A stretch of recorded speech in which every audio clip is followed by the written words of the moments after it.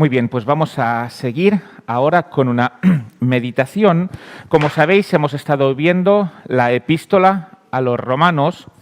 Hemos visto prácticamente todos los capítulos, pero los capítulos 9, 10 y 11 no los hemos visto porque tienen un enfoque muy concreto y es sobre la relación del pueblo de Israel, de los israelitas, con el Evangelio.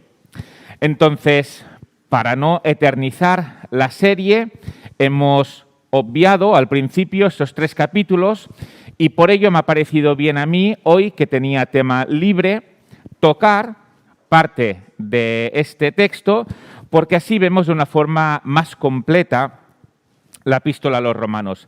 Así que os pido que me acompañéis en la epístola a los romanos, en el capítulo 9, y veremos una parte de este capítulo, una parte que está al principio y otra parte que está al final. Aquí nos dice Pablo, en Romanos 9, empezando por el versículo 1, dice: «Verdad digo en Cristo, no miento, y mi conciencia me da testimonio en el Espíritu Santo». Pablo ahora va a hacernos una confesión que, por lo que veremos, es una confesión que nos parece extraña. Y por eso Pablo nos enfatiza: mirad, lo que os voy a decir ahora es verdad. Y por si no habéis entendido lo que es verdad, os lo vuelvo a decir, no miento. Y por si pensáis que puedo estar confundido con lo que es mi conciencia, os aporto algo más. Y es que en este sentido, en lo que os voy a decir, mi conciencia me da testimonio en el Espíritu Santo. Así que tanto la conciencia como el Espíritu de Dios estaban en consonancia en lo que nos va a decir ahora Pablo. Así que es una manera de decirnos, mirad, prestar atención a lo que os voy a decir, porque lo que os voy a decir es importante y es algo en lo cual mi conciencia y Dios me acompaña. ¿Y qué es, Pablo? Lo que nos tienes que decir y lo que estás enfatizando que es verdad cuando sabemos que todo lo que dices es verdad. ¿Nos lo creemos? ¿Por qué aquí ahora nos lo estás enfatizando? Pues vamos a empezar a verlo. Versículo 2. Que tengo gran tristeza y continuo dolor en mi corazón. En estos capítulos, en los capítulos 9 al 11, hay como un paréntesis, y es que, como he comentado antes, Pablo habla del Evangelio, como nos ha estado hablando en toda la epístola, pero en su relación concretamente con el pueblo de Israel, con los israelitas, de los cuales Pablo es uno de ellos. Y la situación del Evangelio con el pueblo de Israel es que el Mesías que este pueblo estaba esperando, que llevaba ya esperando muchísimos años, había llegado.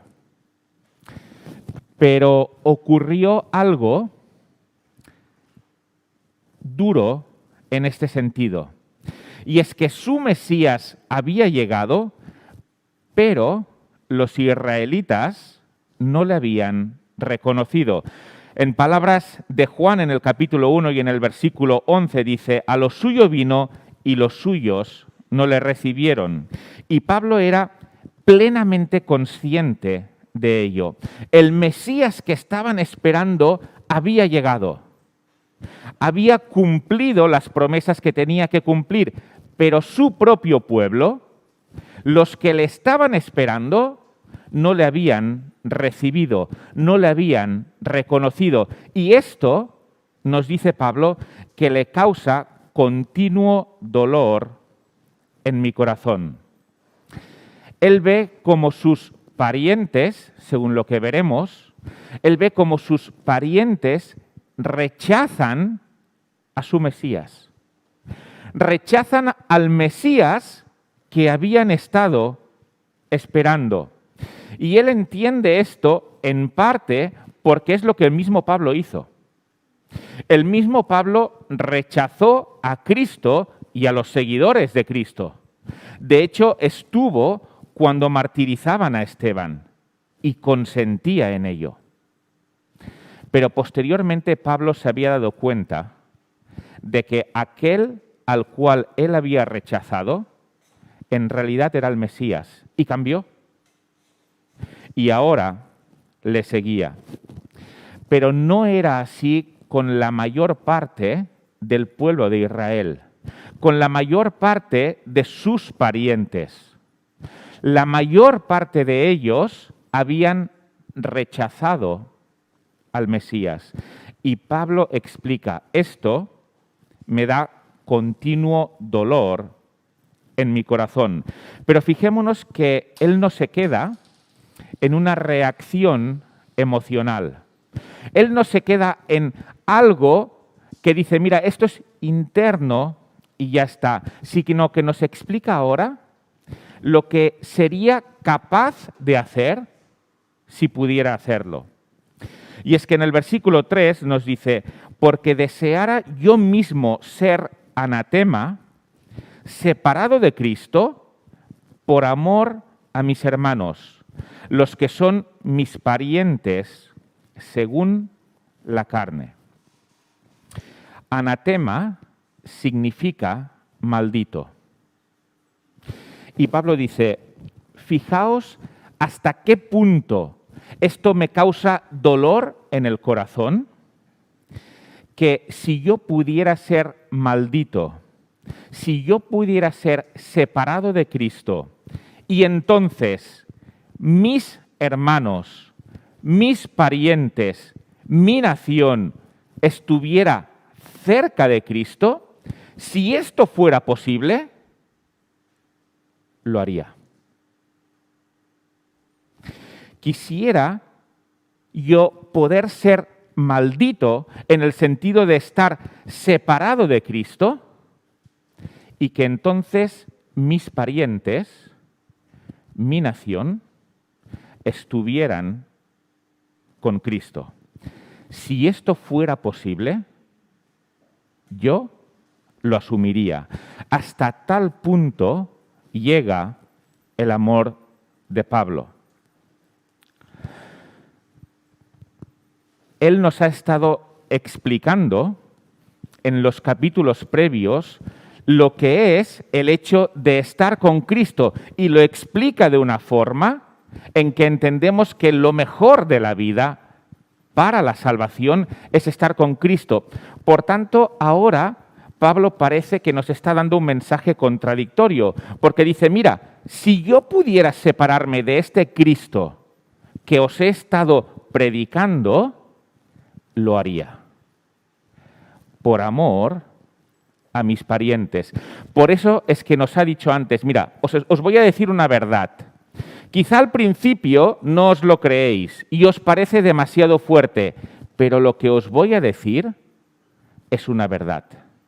Y es que de este Cristo que os he estado predicando, si fuera posible, yo me separaría con tal mis parientes fueran a Él.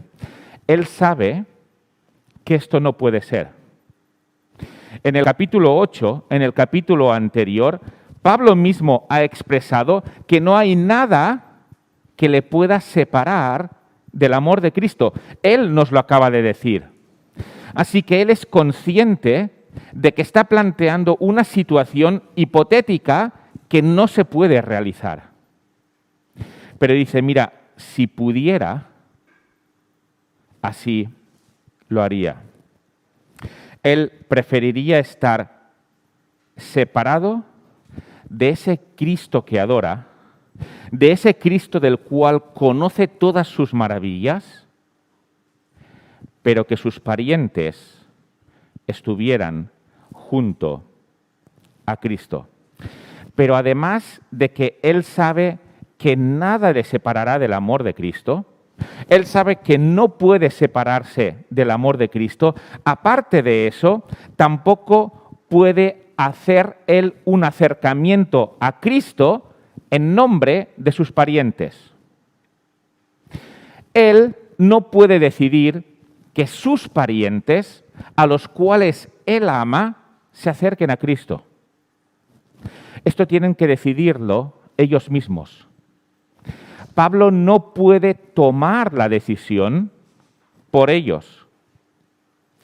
Ellos deben de decidir acercarse a Cristo. ¿Qué es lo que Pablo puede hacer entonces?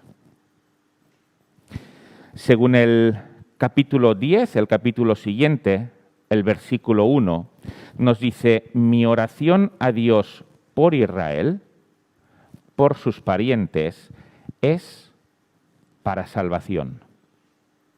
Así que Pablo no puede tomar la decisión por ellos. Pablo no puede cogerlos y obligarlos a ir a Cristo, pero sí puede hacer algo. Y es orar por ellos, tal y como nos dice en el siguiente capítulo y en el versículo 1. Pero además, tampoco puede Pablo hacer esto, porque en tal caso Pablo estaría siendo maldito en lugar de otros para hacerlos benditos, para darles la salvación. ¿Quién hay que pueda hacer esto? ¿Quién puede decir: mira, yo voy a recibir lo malo para que tú recibas lo bueno? ¿Quién puede hacer esto? Solo hay uno. Y este uno es Cristo. Pablo mismo nos lo dice en Gálatas 3:13, que Cristo fue hecho por nosotros maldición, para que nosotros tuviéramos la salvación. Hay uno que sí hace esto. Hay uno que sí es maldito, que sí es hecho maldición, para que los demás obtengan la salvación. Pero ese uno es Cristo. No es Pablo. Pablo no puede, él, ser maldito, ser separado de Cristo, para que sus parientes estén con Cristo. Pablo no es Jesús. Y eso es un papel exclusivo de Jesús.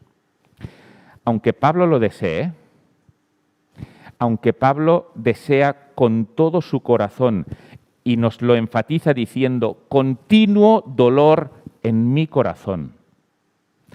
Aunque Pablo tenga este dolor continuo en su corazón, aunque deseara él mismo ser maldito para que sus parientes fueran benditos, aunque él mismo deseara esto, no puede.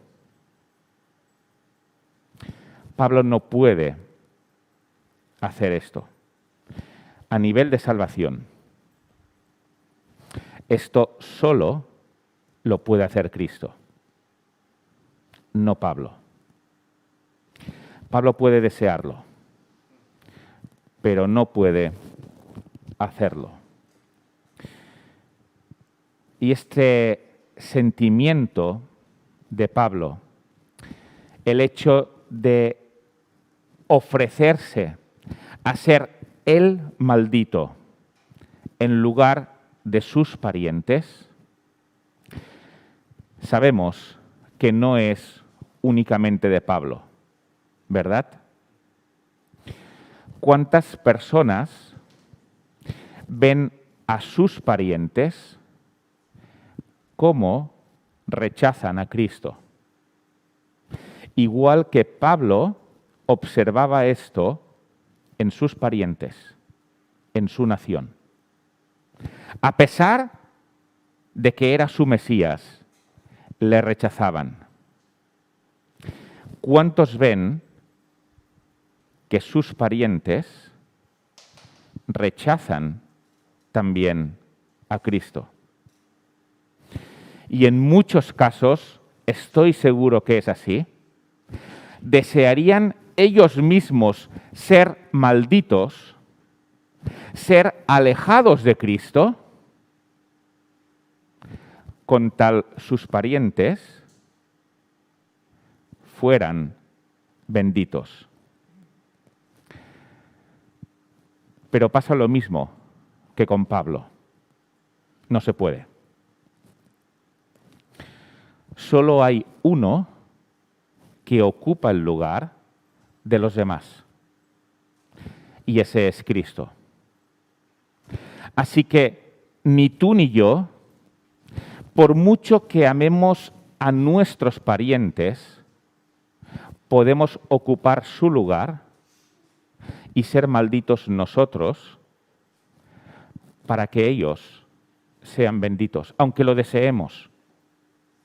Aunque tengamos dolor continuo en nuestro corazón siempre, no podemos hacerlo.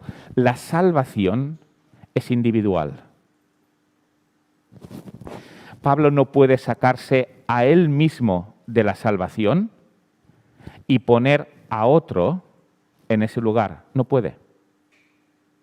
Aunque lo desee, no puede hacerlo. ¿Cuántos padres estarían dispuestos a ser malditos con tal sus hijos fueran benditos? Y estoy seguro que de corazón lo harían. Porque igual que Pablo,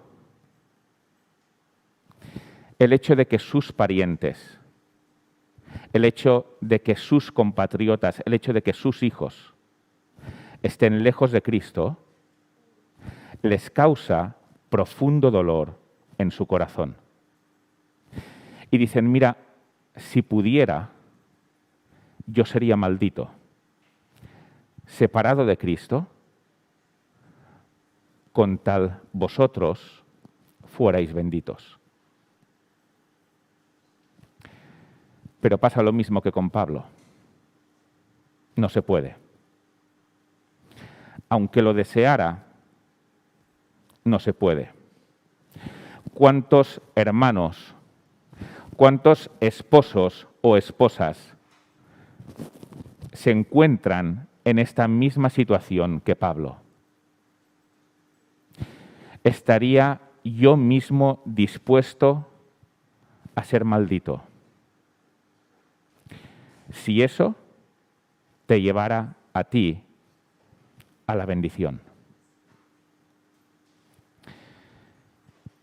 Porque causa un continuo y profundo dolor ver cómo las personas a las que amas, a tus propios parientes, rechazan la única fuente de salvación. Pablo veía esto en sus parientes y dice, no puedo con esto. Yo mismo sería maldito con tal vosotros fueseis benditos, pero no se puede. La salvación es individual y el único que ocupa el lugar de otra persona, recibiendo la maldición para que el otro sea bendito, es Cristo. Ni Pablo, ni tú, ni yo. Solo Cristo. Y Pablo es consciente de lo que puede hacer en este caso, de lo único que le queda. Y en el capítulo 10 y versículo 1, como hemos leído, dice, mi oración para Israel es por salvación. No puedo ocupar su lugar. Lo haría si pudiera. Pero no puedo ocupar su lugar. Así que lo que hago es orar por ellos para salvación. Incluso en este sentido de desear ser malditos para que otro sea bendito, podemos llegar a pensar, mira, ojalá, o quizá no ojalá, pero sería una opción que estuviera equivocado en la fe. Sería una opción el hecho de que el único camino de salvación no sea Cristo y que mi pariente, que rechaza a Cristo pero que es buena persona, al final pueda ser salvo. Que mi amigo o mis amigos que son buenas personas, pero que se les presenta a Cristo y lo rechazan, que al final puedan ser salvos. Y que nosotros no seamos más que un grupo que se ha cerrado en un tipo de salvación, pero que en realidad la salvación es mucho más amplia de lo que nosotros nos creemos. Por amor, podemos llegar a desear esto. Igual que Pablo puede llegar y desea ser maldito para que sus parientes sean benditos, podemos nosotros llegar a desear estar equivocados para que nuestros parientes, para que nuestros amigos estén en la salvación, aunque hayan rechazado a Cristo. Pero nos pasa lo mismo que con Pablo. No puede ser. Aunque deseemos esto no cambia la realidad. Yo puedo desear una casa, pero este deseo no genera la casa. De igual forma, mi deseo de que el camino de salvación sea muy amplio y que las personas que rechazan a Cristo obtengan la salvación, no genera que esto sea así.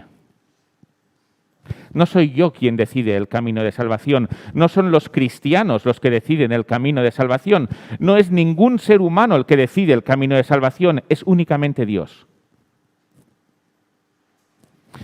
Y Dios ha establecido que el camino de salvación sea humillarse delante de Él, reconocer que hemos hecho cosas mal y reconocer que Cristo ha pagado por ello.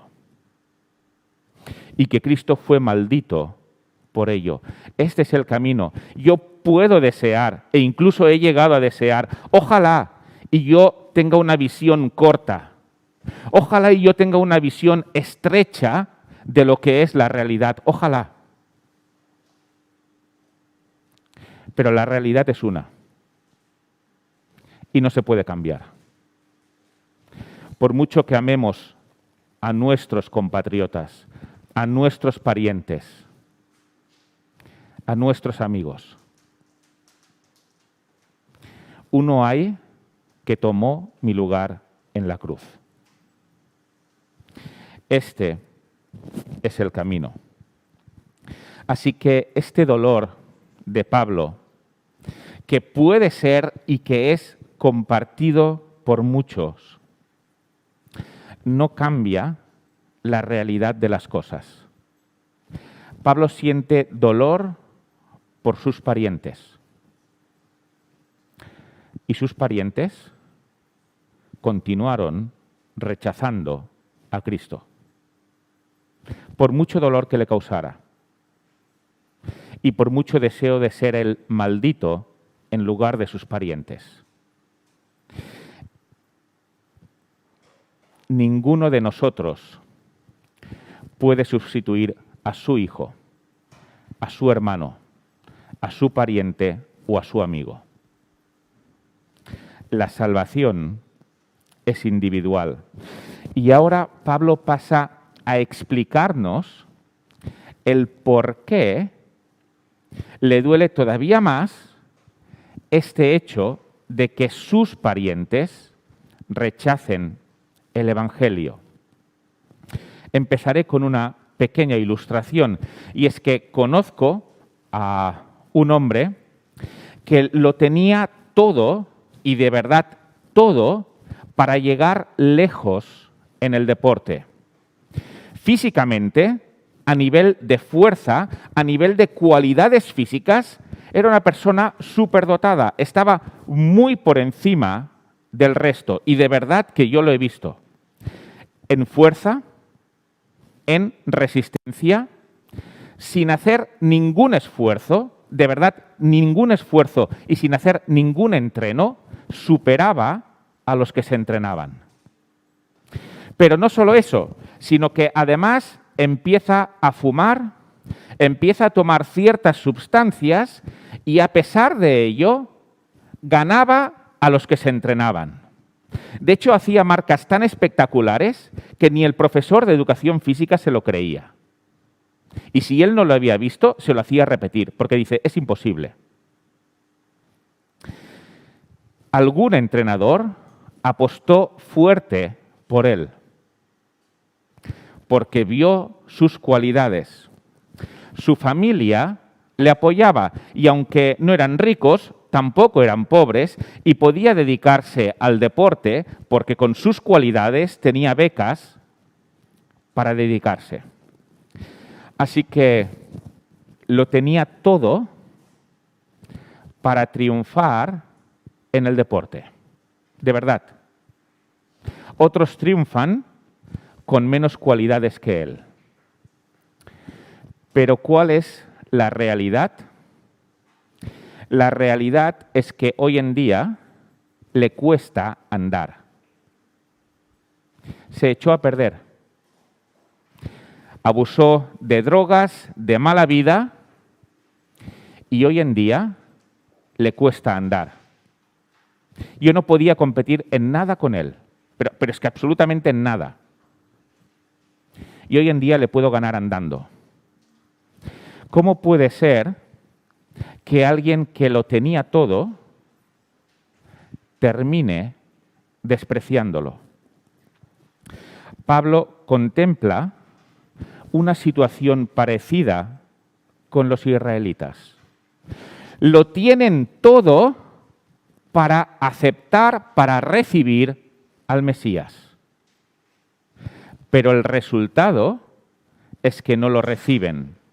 Final del versículo 3 y el versículo 4 y 5 habla de los que son mis parientes según la carne, que son israelitas, de los cuales son la adopción, la gloria, el pacto, la promulgación de la ley, el culto y las promesas, de quienes son los patriarcas y de los cuales, según la carne, vino Cristo, el cual es Dios sobre todas las cosas, bendito por los siglos. Amén. Las ventajas que tienen los israelitas, los que son israelitas según la carne, según su etnia, son muchas. Aquí se cuentan 8. En primer lugar, de ellos es la adopción. De las 70 naciones que había en la tierra cuando Dios escoge a Abraham, él era el más insignificante, ni siquiera era una nación, era una persona. Y tenía otros, pero Dios dice, adopto a Abraham para que sea el padre de mi nación. Así que ellos tienen esta ventaja, la gloria. La gloria de Dios únicamente estaba en Israel. Primero en el tabernáculo y después en el templo, pero ninguna otra nación ha tenido en su seno la gloria de Dios, ninguna otra. Solo Israel. El pacto fue hecho con Israel y el resto de naciones y el resto de personas del mundo somos bendecidos y somos incorporados a Israel gracias al pacto con Israel. No con nosotros, sino al pacto con Israel. La promulgación de la ley. Dios dio la ley directamente a Moisés, a los israelitas, en el Sinaí. No se la dio a los egipcios, no se la dio a otras naciones más grandes, sino que les dio la ley directamente a los israelitas. El culto. El único culto al Dios verdadero estaba en Israel. No estaba en otro lugar. Las promesas. Dios prometería la salvación de todas las naciones a través de Israel, a través de las promesas a Abraham. Nos lo dice Juan en 4:22, la salvación viene de los judíos. Los patriarcas Abraham, Isaac y Jacob son los padres de la nación de Israel. Y la mayor bendición de todas, por si estas 7 no fueran suficientes, la mayor bendición de todas, y es que el mismo Cristo, el mismo Salvador del mundo, viene de ellos. No viene de ninguna otra nación, viene de ellos. Así que ellos tienen 8 grandísimas ventajas para recibir, para creer en el Mesías. Aparentemente, como este chico que os he dicho antes, lo tienen todo. Mucho más que sus naciones vecinas y mucho más que las naciones que todavía están más lejos. Aparentemente lo tienen todo. Pero lo que ocurre es que no lo aprovechan. Y viene alguien de fuera y podemos recordar la historia de la mujer cananea que no tiene nada que ver con el pueblo de Israel y le pide sanidad a Jesús para su hija. Y Jesús le dice, mira, he venido a ocuparme primero de los míos, de Israel. Y esta mujer le dice, sí, pero incluso los perritos comen de las migajas que caen de la mesa. Así que aunque te ocupes de ellos, yo quiero esas migajas. ¿Y cuál es la respuesta de Jesús? Grande es tu fe. Mateo 15, 28. Los que lo tenían todo, sin fe. Los que no tenían nada, grande es tu fe. ¿Es extraño esto? Por desgracia, no es tan extraño. Y observamos esto también hoy en día, ¿verdad?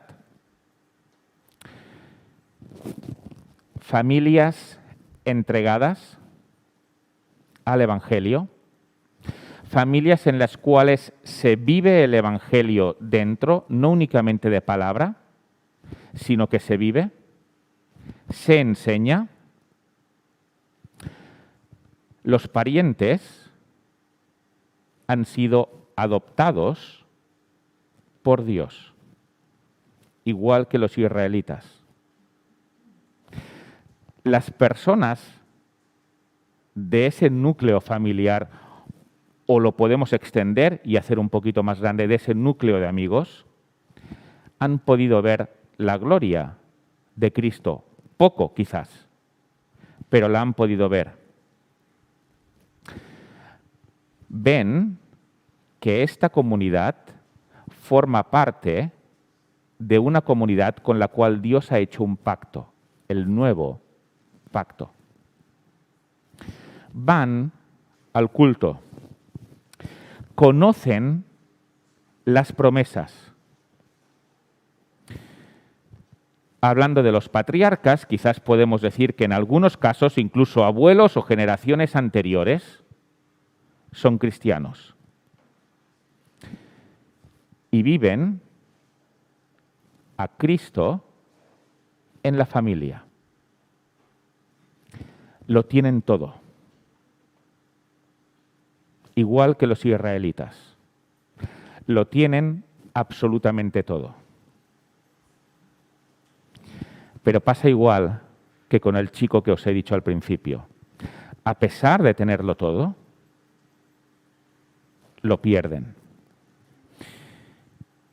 Y después viene alguien, por ejemplo, de África, alguien que su familia no ha sido adoptada por Dios, alguien que nunca ha visto en nadie la gloria de Cristo, alguien que su familia no está en un pacto con Dios, alguien que no conoce la ley, alguien que nunca ha ido a un culto, alguien que no ha conocido las promesas de Dios, alguien que no tiene familiares cristianos, pero oye de Cristo, hace clic y está en la mesa con Cristo y se convierten. Y uno dice, ¿cómo puede ser que el que lo tiene todo diga que no y el que no tenía nada lo aproveche? ¿Cómo puede ser esto? La realidad es que es así.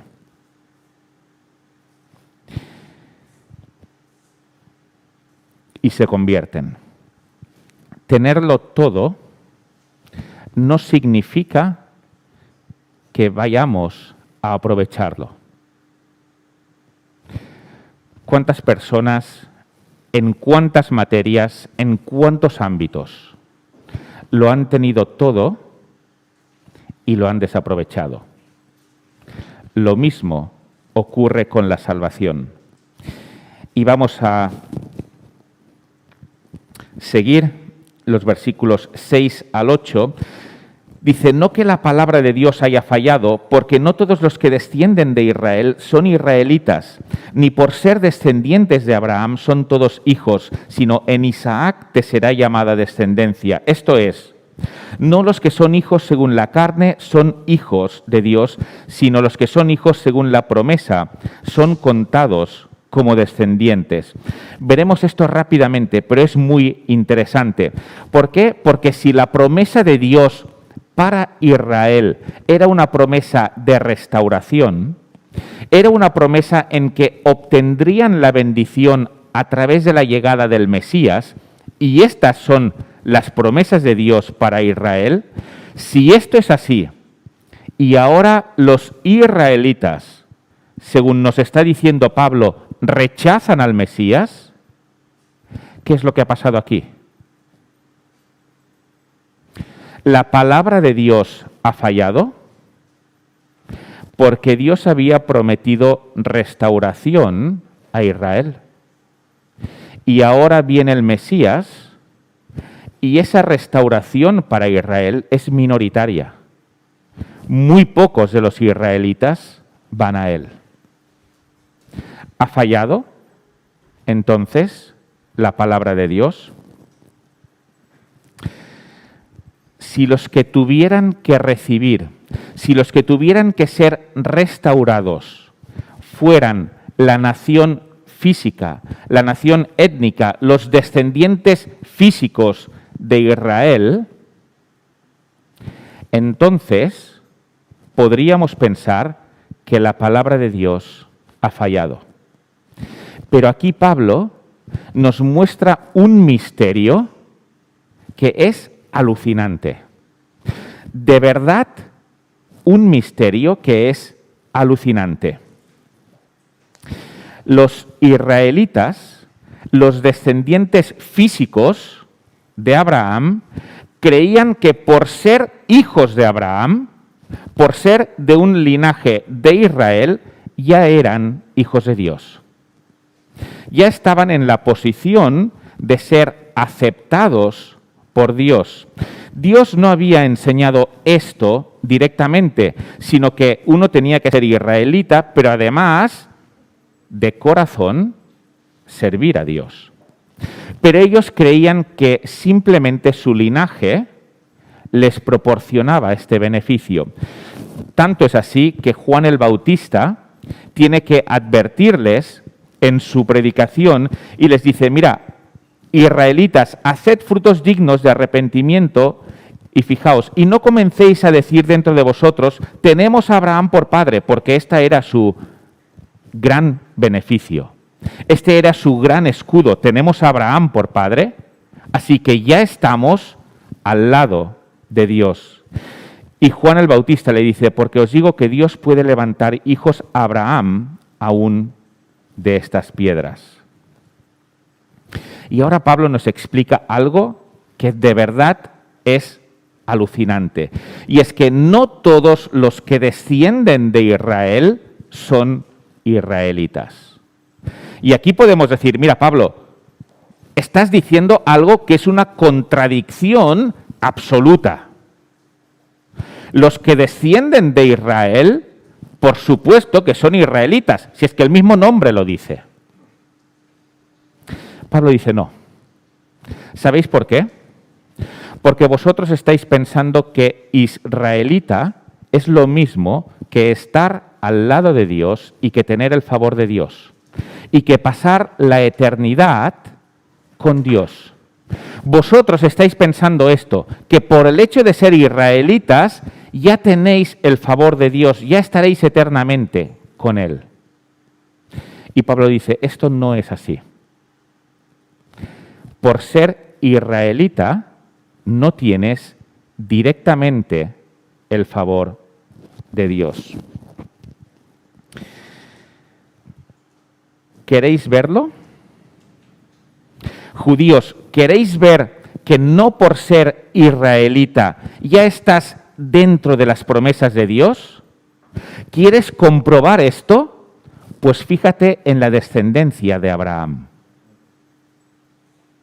Abraham tiene descendientes que no son según la promesa, porque son hijos de Ismael, son hijos de Agar. Por tanto, Abraham tiene descendientes que no son según la promesa, y después tiene descendientes que sí son según la promesa, que son los hijos de Isaac. De la misma manera, exactamente de la misma manera, Israel tiene descendientes que no son de la promesa. Es decir, Israel tiene descendientes que no heredan el favor de Dios. Israel tiene descendientes que no estarán eternamente con Dios. Igual que Abraham. Pero Israel tiene otros descendientes que sí estarán eternamente con Dios. ¿Cuáles? Los que además de ser descendientes físicos de Abraham, además de ello cumplen unas normas concretas, no. Ni siquiera tienen que ser descendientes físicos de Israel. En la misma epístola a los Romanos nos dice en el 4:16, dice, por tanto, es por fe, para que sea por gracia, a fin de que la promesa sea firme para toda su descendencia, no solamente para la que es de la ley, sino también para la que es de la fe de Abraham, el cual es Padre de todos nosotros. Por tanto, ahora Israel tiene dos descendientes. Los que no son de la promesa, los que no estarán eternamente con Dios, y los que sí. Y los que sí lo adquieren por fe. Vamos a concluir leyendo únicamente los versículos 30 al 32. ¿Qué pues diremos a todo esto?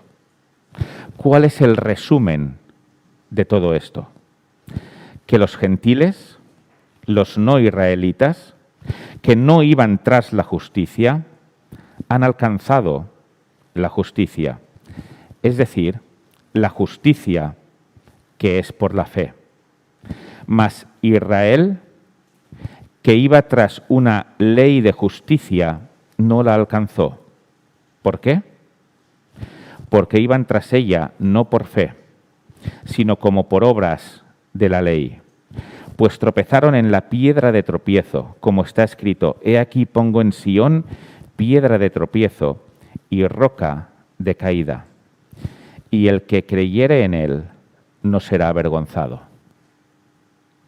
Solo hay dos opciones: la fe o tropezar con Cristo.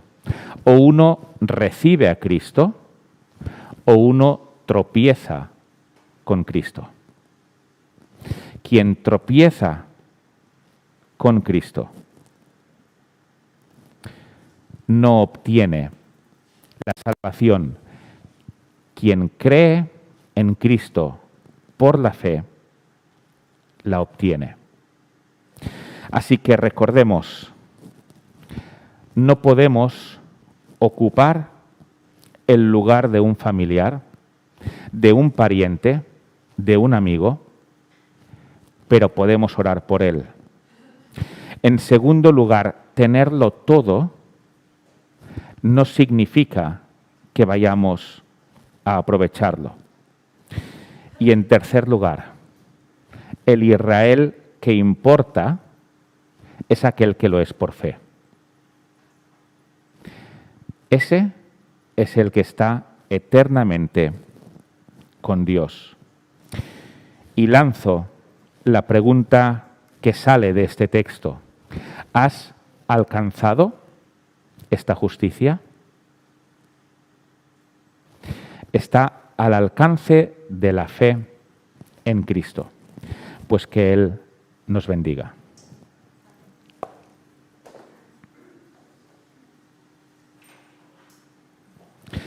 Vamos a orar para terminar. Padre, gracias por lo que nos enseñas.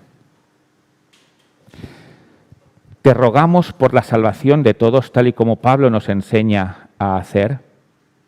Te rogamos que todos vean lo que has hecho en Cristo y que, como dice la canción, ¿qué más puede hacer Él para que creas para salvación?